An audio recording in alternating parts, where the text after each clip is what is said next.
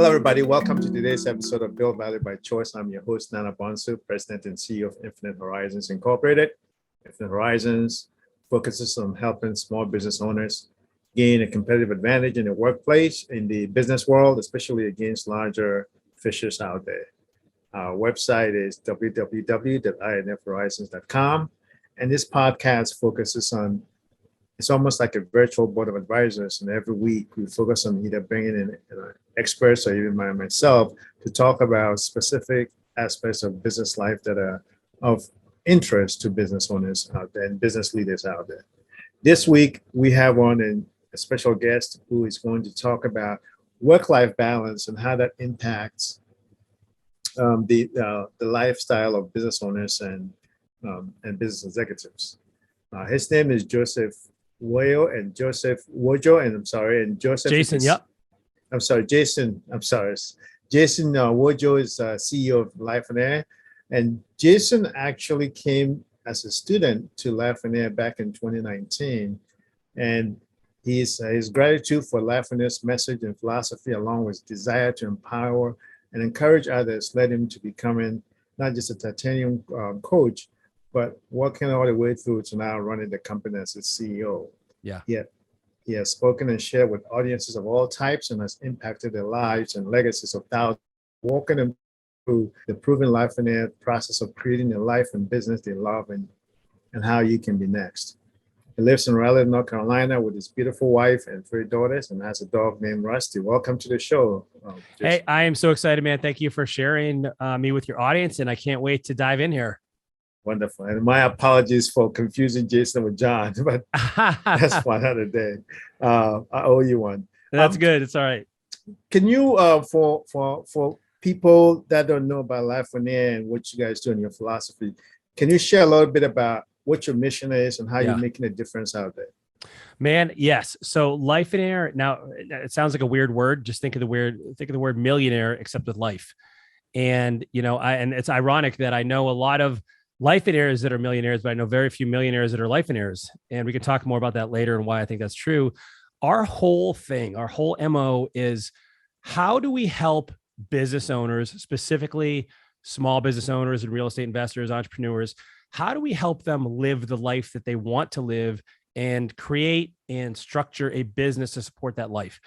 So many people have this rosy glasses approach to business that when they quit their 9-to-5 job and they think that they're going to achieve freedom both in their time and in their finances, and they get into work and they get into business and they realize they're working twice as hard as they were when they had a job, twice as many hours, and they're making like half the money. Like, that is not the approach that most people want, nor is it really the what they expected. And so our whole thing is like, hey, let's figure this thing out. Let's, number one, figure out what your life is going to look like, because that's going to dictate what your business will look like and will influence every component of your business. People think there's 2 separate things, are actually very, very closely related. And then how do we actually create your business or tweak it or modify it to serve the life you say you want to live? And that's our whole thing, man. Life first, business second. Wonderful. So why do you feel like business leaders and owners feel like they have to work so much? Dude, that is a loaded question because there are so many different answers to it. But behind most of them, what I would say is there's a scarcity mindset. There's fear, fear of not having enough, fear of going without. Maybe there's fear of what their competition is doing. Here's some interesting ones is like, let's say you weren't working as much. What are you going to do at the time? A lot of business owners are really good at what they do. And so they feel like, number one, I don't want to waste my gift, which, by the way, side note, I think if you're working all the time and your life is struggling and suffering because of that, you're abusing your gift. You're not honoring your gift. You're abusing your gift because you're supposed to have the life as well. Fear of, of who I am. Like if you're really good at what you do, there's a strong sense of identity with that. There's your pride is wrapped up in that. You're the go-to person. You're the man, you're the woman, you're the person, you're the rainmaker, right? And it's so easy to get wrapped up in that identity piece of it. Plus, we live in a culture that glorifies the grind. Like you see it everywhere, 10x this, 100x that. And that's in my experience, and this is just my beliefs, but I think that's a surefire formula for heading off a cliff and for self-destruction eventually after enough time. And so it just becomes part of who we are. We got to realize this is where, man, I think people confuse the vehicle with the destination, meaning the business is supposed to be the vehicle to get you the life you want. The life you want is the destination, but the business is the vehicle. And people, they mix that up. And they make the vehicle, which should be the business, the destination. And then that's where people get so consumed with work. And even if they're not at work, they're thinking about work all the time. They're with their kids and they're thinking about their next job or deal or something that went wrong, or money, or paying bills. And like, it's all consuming. Like, and you got to break that. You got to get out of that. That's a powerful kind of thing, that sometimes we lose perspective on what's important. What we like to call the owner's trap is, especially when you're referring to this concept where everything depends on the owner, and yes, the person is a go-to person. It becomes part of the identity. What is the biggest misconception that especially small business owners have, about money and happiness? So it used to impress me when somebody made a lot of money. And now I'll say that it impresses me if you make a lot of money and have a life. And so what I have found is that, yes, I think there is a marginal relationship between money and happiness up to a certain point. But I also think that at some point, and listen, I'm a slow learner. I had to learn this myself. People told me this and I didn't listen. But at some point, another zero in your bank account, I swear to you, will not mean a single thing. You will not feel any different. There was a point where, for me, I remember a point in my life where I thought if I only had $5,000 in the bank, like life would be amazing. Like I just need $5,000 of savings. And then guess what happened? And man, if I only had $10,000 of savings, if I only had 25, 50, 100, I got up to over $350,000 of cash. This isn't any of my assets. This isn't my business value. And I realized, what was my next number? If I only had $500,000 of cash in the bank. And I realized, like, this is the trap that I was stuck in, that business owners get stuck in, thinking that more is better. Meanwhile, you worked past the solution. Like, if you would have known and had a vision for what your life was supposed to look like, you would have realized, gosh, I really only need, I don't know, whatever, $150,000 a year to live everything I want to live.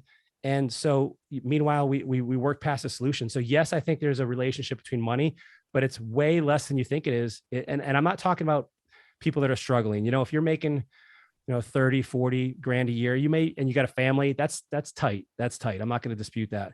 But at some point, like, more is not better.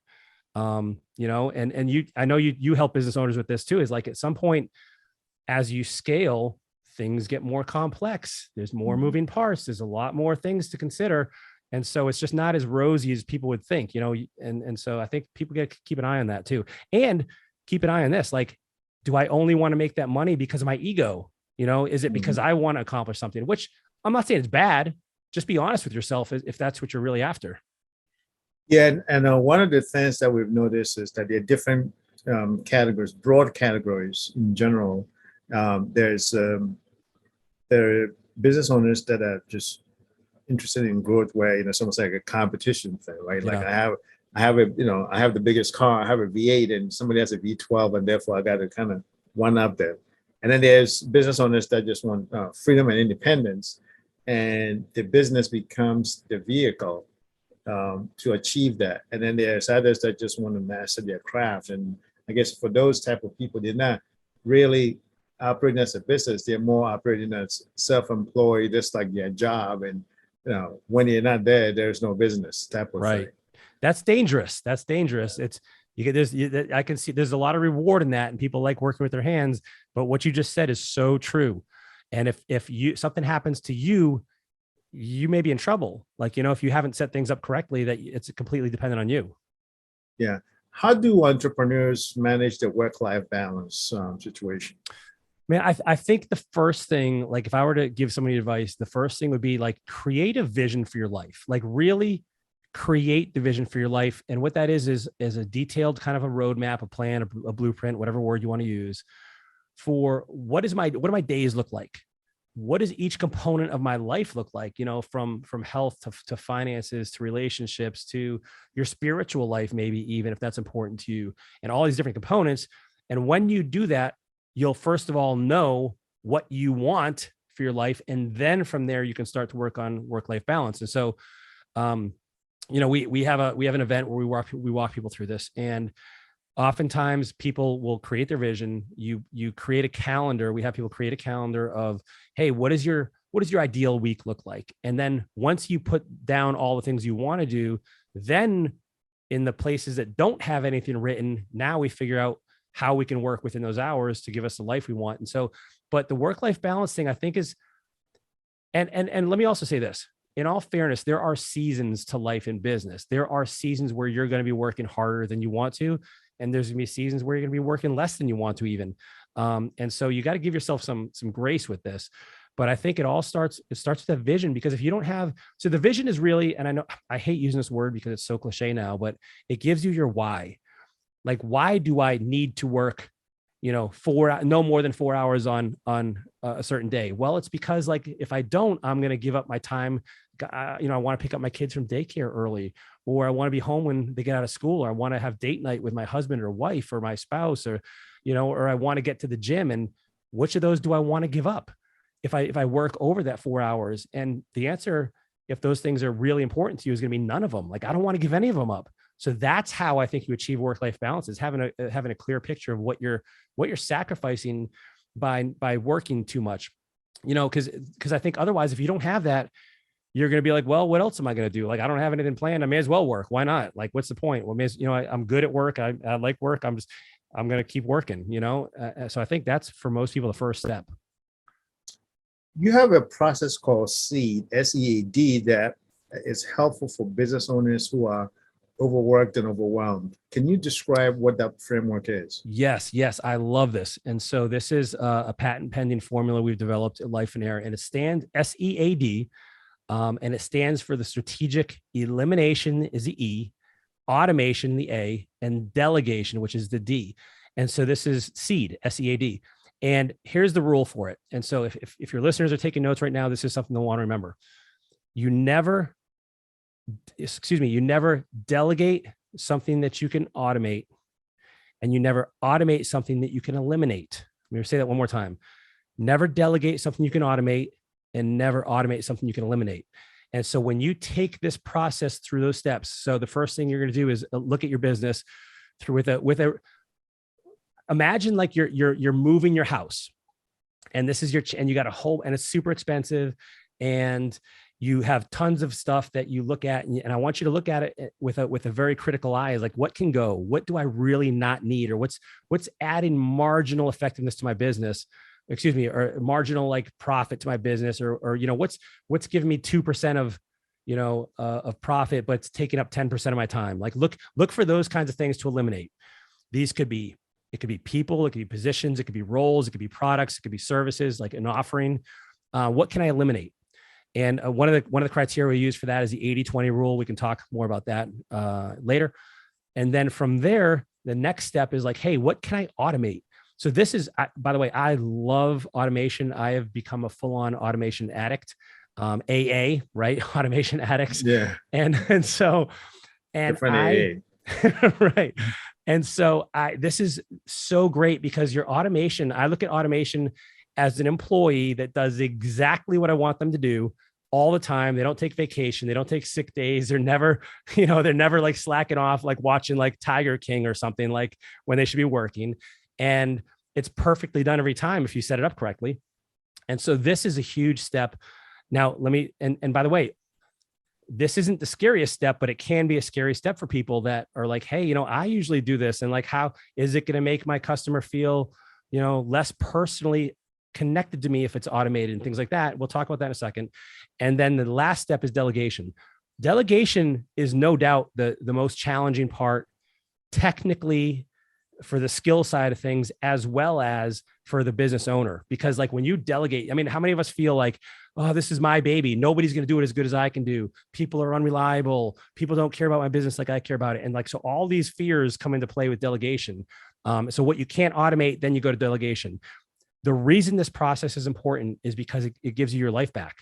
Like you mentioned this earlier, if you're a one man, one woman show, if something happens to you and you don't have systems in place and things delegated and things automated, the business is going to grind to a halt, which is a very dangerous place to be in. I have a friend, a close friend. His name is Russ. He lives in Pennsylvania, and he ended up getting a brain tumor several years ago. And to this day, he is still compromised. And he told me, he pulled me aside. He said, man, if there's one thing I would have done differently, it would have been making a business that did not depend on me to provide the income for my family that it needs. And that really just stuck with me. And that's why I like this process. I want to encourage everybody to look at this seriously. And we're working on a book on it right now. It'll be out later this year, but like, it's so important to consider this as something to include in your business, because it's just so powerful. That's now, okay. So I guess we can pivot back to the 80-20 rule. Yeah. So can you, so you work from, I guess it's back and forth, right? You start from the right. You say, okay, you don't delegate what you can automate, and you don't automate what you can eliminate. And then if we're going from left to right, you use the process of the 80-20 rule to identify what to eliminate, and then you kind of go from there. So can you kind of expand a bit on the 80-20 rule and what you're thinking on that? Yep. So just to bring everyone up to speed, just in case you're not familiar with the 80-20 rule, it's called the Pareto Principle. Without going into the history of it, the essence of it says that 80% of your results, 80% of your output is due to 20% of your inputs. So for instance, 80% of your profits are due to, or can be attributed to 20% of your efforts, 20% of your offerings, 20% of your customers. Like, and you can use any variable here you want. But what this really says is that most of the output for something will come from a minority of inputs. Now, the interesting thing with the 80-20 rule is you can play this down like as far as you want, and the math goes. So for instance, you have 80-20 at the first level. Then if you take, 80% of that 80%, and you can really wiggle it down to like even 64% of your results come from 4% of your efforts, and it goes in layers. But and I'm not going to listen, it's not an exact science. It's not exactly 80%, but it's a natural law that you can use to your advantage and leverage this. So when you realize what is, like, let's say you're a business, and if you looked at your product offerings, maybe you're I just work the guy who does garage floors, and he does epoxies, he does these acetone treatments, he does all these other things for driveways, is for sidewalks. And we had him look at where his income was coming in, as well as so we looked at the revenue, then we looked at the cost of goods, and to see how much, like, what was the margins in here from the cost of goods. Then we looked at the net profit from these. And then one other variable that I had him look at was like, how much time is this take? Like, what's the like, so for instance, a garage floor, let's say, takes him 2 days. Okay. And that makes this much money. But this other thing over here only takes 2 hours, and it makes, half of the money of the garage floor, but it takes you 2 hours. Could you book 4 of those in one day, and you just basically, doubled what your profit would have been from the garage floor? And so the 80-20 rule essentially says, like, look at everything you're doing. And this is something that, like, we're business owners. Some of us are not good at this. We're like the run and gun kind of. We're building our parachute on the way down. Like, and I get it. Like that's fine. That's great. But this requires our metrics to be in place, that we know what is producing our revenue and not, listen, speaking of revenue, that's an ego number. Let's look at profit. Let's look at net profit, because that's really ultimately what's most important. It's cash flow. And so when you look at that, look at where your money is coming from, what services are associated with that, and then what's not serving you. Look at the things that are not producing, the results you want. So from the 80-20 rule, tying it back to that means that 80% of your efforts in some cases are producing 20% of your results, because all we did is reverse it, right? We reversed the formula. Mm-hmm. And so get rid of that stuff. Now, in practicality, here's what I want to encourage you with. Don't do it all at once. You will go nuts. You'll freak out. You'll lose it. You'll be up at night crying, curled up in a ball. Like, start with one thing. Start with the least profitable thing, or the thing that you like the least, or the thing that doesn't serve your business. I was working with a guy who does, he has a dock service business, and they do everything from installing docks to servicing docks to boats to all these different things.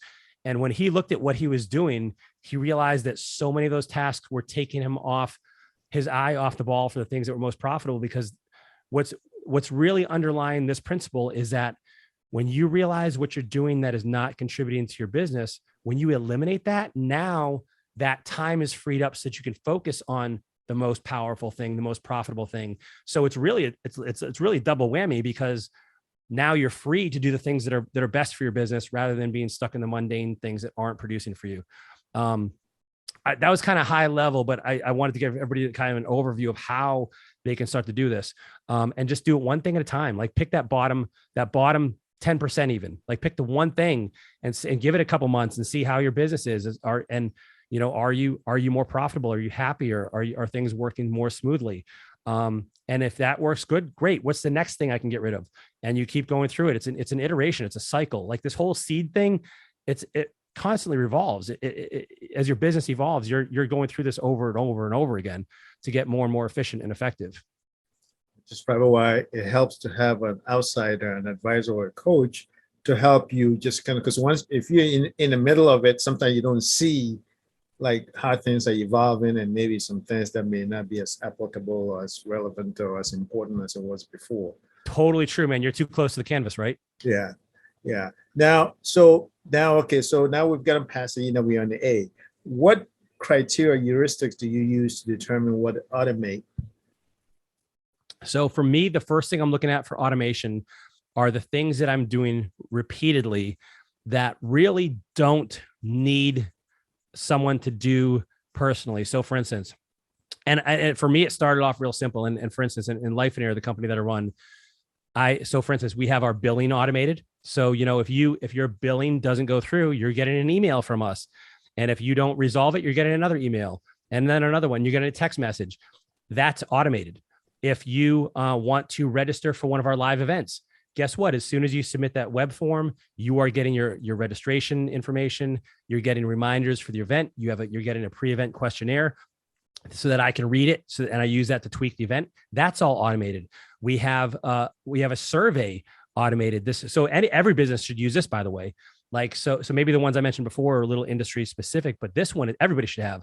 Like, after you do a service for somebody or they buy your product, send them a quick survey. Like, hey, how's it going? Are you liking this? Give us a rating, leave us a review on Google, business review on Google. That can all be automated, and you can trigger it so that if they don't do it, they're going to get another reminder email. Like, you don't have to go in there and do this. How about prospecting? This is very easy as well. So like, you can automate prospecting. So once somebody reaches out to you, maybe to ask about your product or service, you have a templated email that goes out that says like, hey, here's our FAQ, here's our pricing, here's what we offer. And all that goes out automatically. And then you say, book a call with me to learn more. And if they don't book a call, you can schedule it so that maybe 5 days out or a week, whatever, you send them another email. Hey, I hope you had a chance to review this. Is this, if there's something you want to move forward with, like, book a call with me here. Appointments, of course, are all automated. Like, someone books a call with me, they're getting reminders. That's all automated.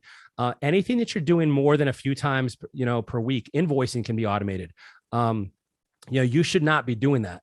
And so a lot of these things that we're looking at are time savers. But the other thing I want to encourage people with is, like, some people feel like automation is impersonal, but I think if automation is done correctly, and I learned this from my friend, Greg Jenkins, he's like, if automation is done correctly, it feels more personal, because, like, how many times have you, the listener, forgot to follow up with somebody? You know what I mean? You're like, yeah, I'll send you an email. And then you forget. It's like days later and you're like, oh my gosh, like, I forgot to send this.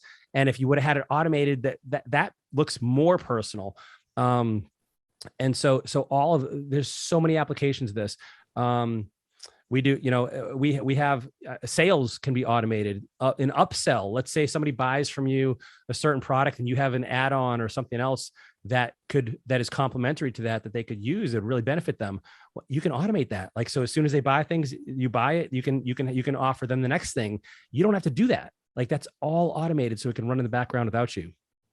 Yeah, and one of the things that you mentioned about remembering to follow up is, a lot of times entrepreneurs and business owners tend to be creatives, and creatives tend not always be the most communicative, in the world. So if they don't have like a unless they have like a VA who's going to be doing the communication follow-ups, chances are they could forget because they're caught up in their creative process. Totally. And to your point, man, start off, if you're going to automate, start again, just same rationale as when you eliminated stuff. Start off with a couple small things that are not mission critical, that are the most annoying or the most redundant or mundane, or the things you don't want to do, that you can automate, and just see how it goes. Like, I promise you, once you start doing this, you're going to become addicted. Now I can't stop thinking of how I can automate it. Like, and so your mind transforms a little bit. And what you're really doing is that mindset shift. You're going from an owner operator to a true owner. Like, there's nothing wrong with it being an owner operator. That's great. But like you mentioned before, like, if something happens to you, like, the business is going to struggle. So how can you move into the actual owner seat so that you own a business, not the business owning you? What do you think about folks who have moral concerns that automation eliminates jobs? So, for instance, recently McDonald's has had to put in kiosks and stuff like that, where people are complaining that it takes them 20 minutes to order like a $6 meal. What do you have about those kind of concerns? I guess it depends on what industry you're in, but Yeah, what do you have to say to those man, kind of moral concerns? I think it's inevitable. Like, I think, number one, I think it's inevitable. And so this is like, if you look throughout history at jobs, at industries, like, go back to the steel industry, for instance, or the printing press, or, the automotive industry, even, like, where early workers on that assembly line were all human. Now, I walked into the Ford plant here recently, and it wasn't all automated, but I'm seeing like these boom arms, like, motorized with robots, like, putting pieces together. And it's like, and so it's in some regard, I think it's inevitable, and you can have the emotional and the ethical problem with it, but I don't want you to also have the financial problems associated with not pivoting in the market. And so you got to realize this is part of, I think, society. Now, don't get me wrong, automation can be done wrong. Like, how many times today, I was on the phone and I'm on this automated service, and they're like, say yes. And it was not working. And it was extremely frustrating. I just wanted to talk to a person. So you got to realize when it's appropriate or not. But the other way to look at it is that, like, hey, if I have a problem with this, I feel like you can choose which side you want to be on. Like, maybe you're the person that's going to help other people automate.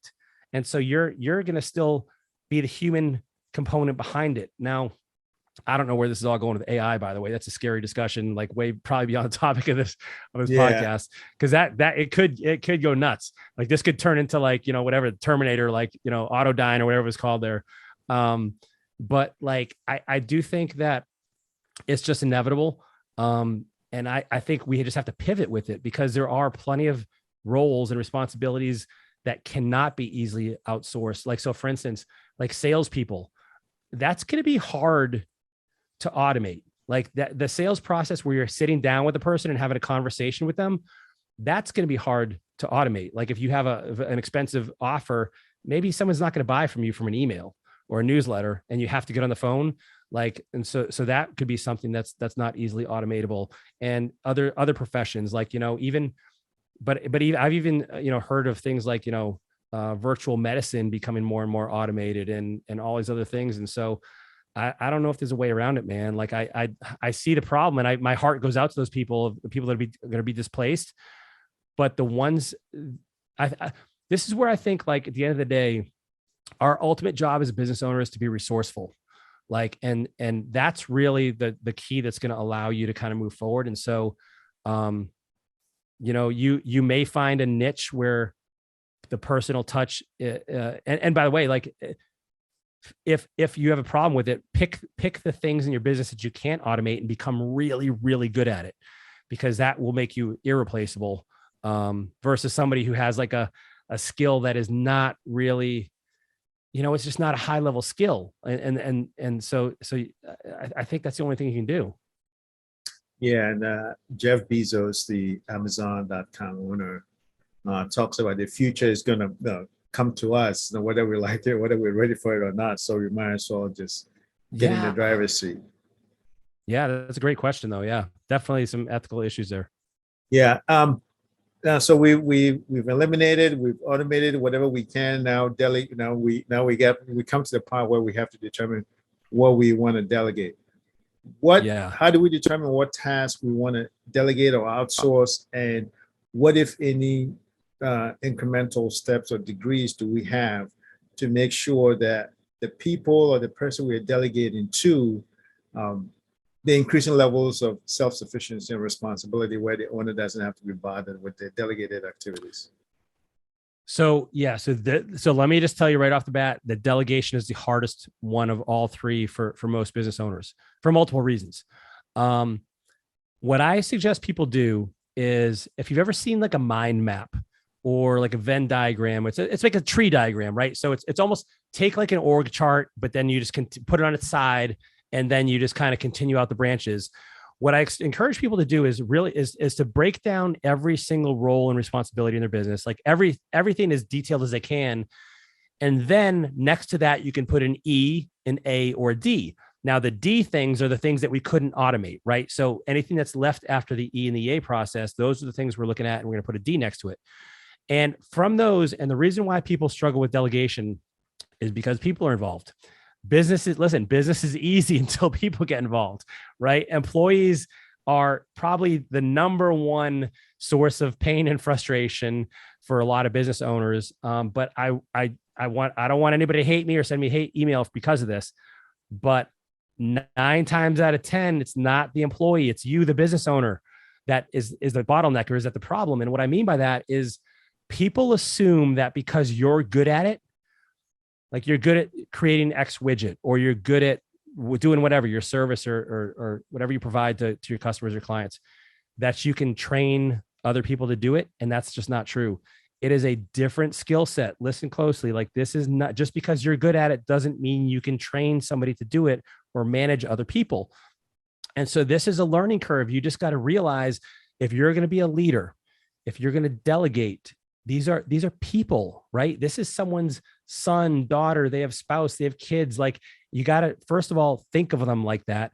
And then number two, you got to develop your skills to not only find these people, but to screen these people, to hire them, to train them, and then to manage them. And then the last step is really having them do that for the next level round of people that are coming in. Like, cause you don't want to be, you do this hopefully just a few times, and then you're handing it off. Like, so for instance, in Lifeonaire, like I've done this for our staff, but now, like, people that are under, I don't like to say under me because they're equals, but like, they are now training and doing that for the people beneath them that are newer, that have just come in.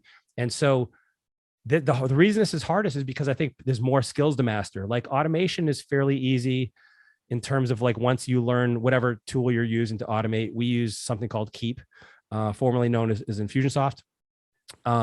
But which is KEAP. yes, right? yes, Yeah. yep. But delegation there's a lot of tools that you have to learn and to use. So, and by the way, I've made all the mistakes, like, and so you really need to master each step of the process. And what happens is, like, you'll have a bad experience. And how many times have you heard this? Man, it's quicker for me to do it myself. That is true. But when you have to do it yourself 100 times, when you could have just taken the time to train somebody to do it once, and maybe it takes them 5 times to get it right, or 10 times, it's still in the long run less time. And oh, by the way, what you should be doing, this is something that is an awesome tip. As you train somebody, record that, make it a video recording, an audio recording, and then you have a VA transcribe that into an SOP. And then what you do is, as those people take up the skill, you have them revise that SOP, because they're the ones in the trenches doing it. And therefore, what you're really doing while you're going through this process is creating your company policies and your operating procedures. And so it's a lot, it's skill. It takes time. You're going to get bad seeds. You're going to make the wrong hires. I promise you're going to feel frustrated. I promise you're going to want to give up. But this is the one thing that separates, I think, people from wanting to remove themselves from the business to really being away from the business. Like, because at the end of the day, you can't automate everything. You just can't. And so you need people. You need people if you're gonna have a true business. And so that's hard. That's hard for people to let go, though. Like, because I get it. Like, I've been there. Like, I've been fighting this fight myself. And that becomes that actually also becomes an asset. That standard operating procedures document also becomes an asset for the Yeah, business. totally. What advice do you have for owners who may be having some hesitancy with eliminating, automating, and delegating? Yeah. Well, my biggest advice is two things. One, look at what you are sacrificing in your life by not doing this. And what is your business likely to look like in a year or 5 years or 10 years if you don't do it? Are you going to be still out there in the field and like you have a bad back and you're working all the time and you're missing family vacations and your kids don't even know you and you haven't hung out with your friends in forever?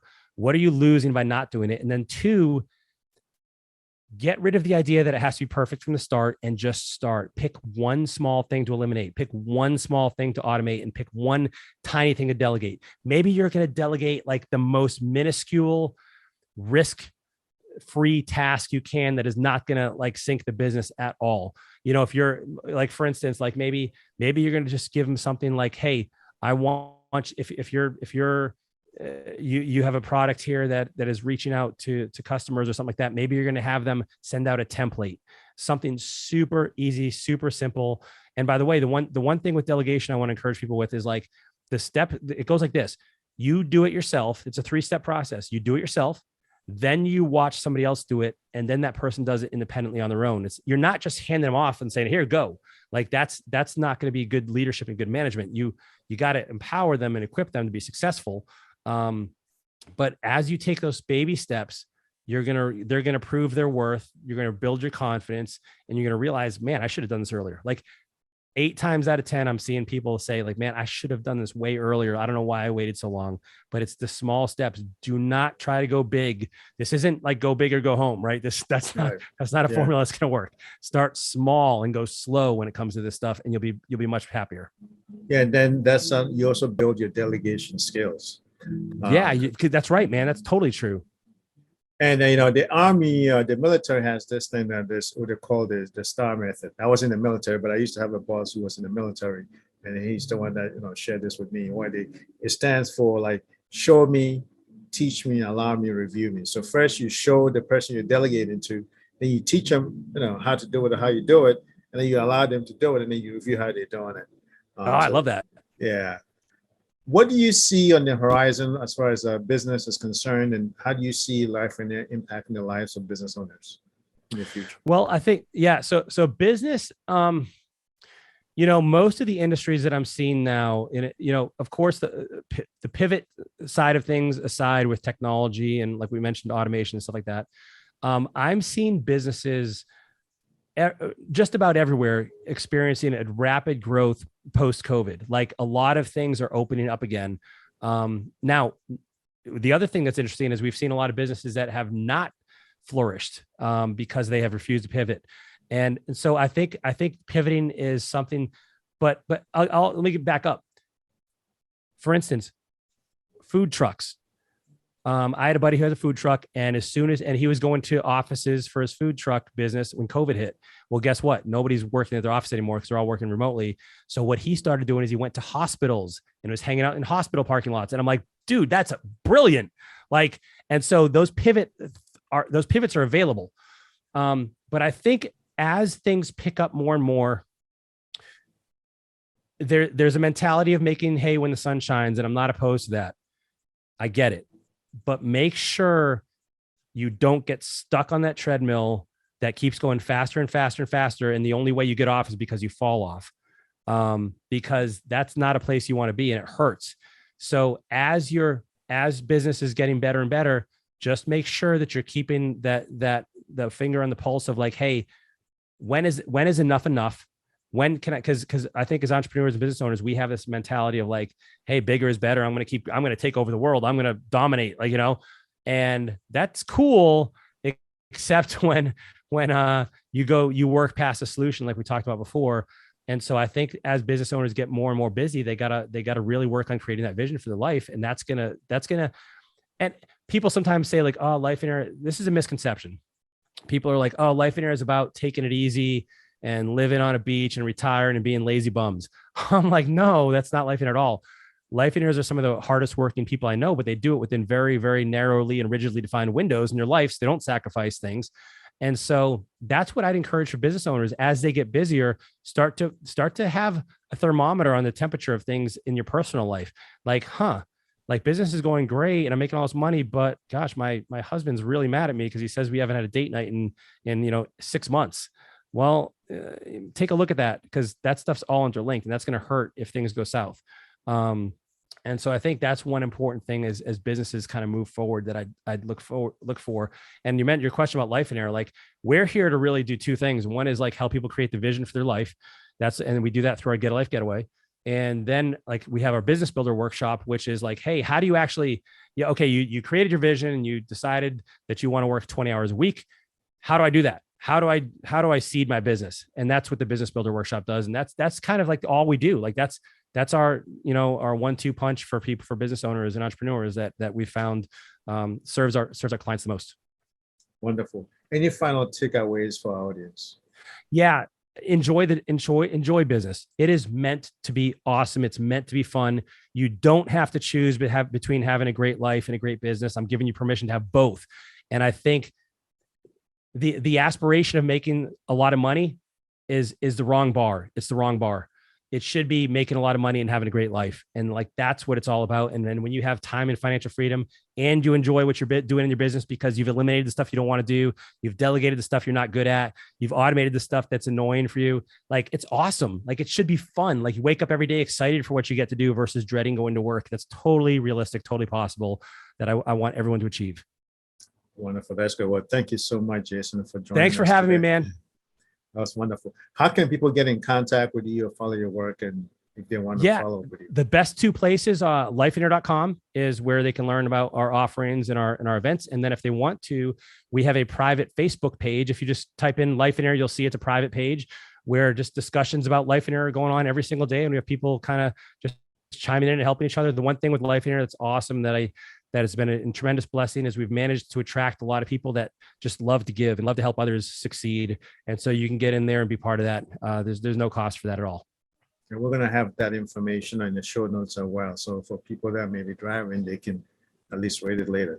Now, Lifeonaire, I guess, if you want to spell it out for people that may. Oh, good point. Yeah.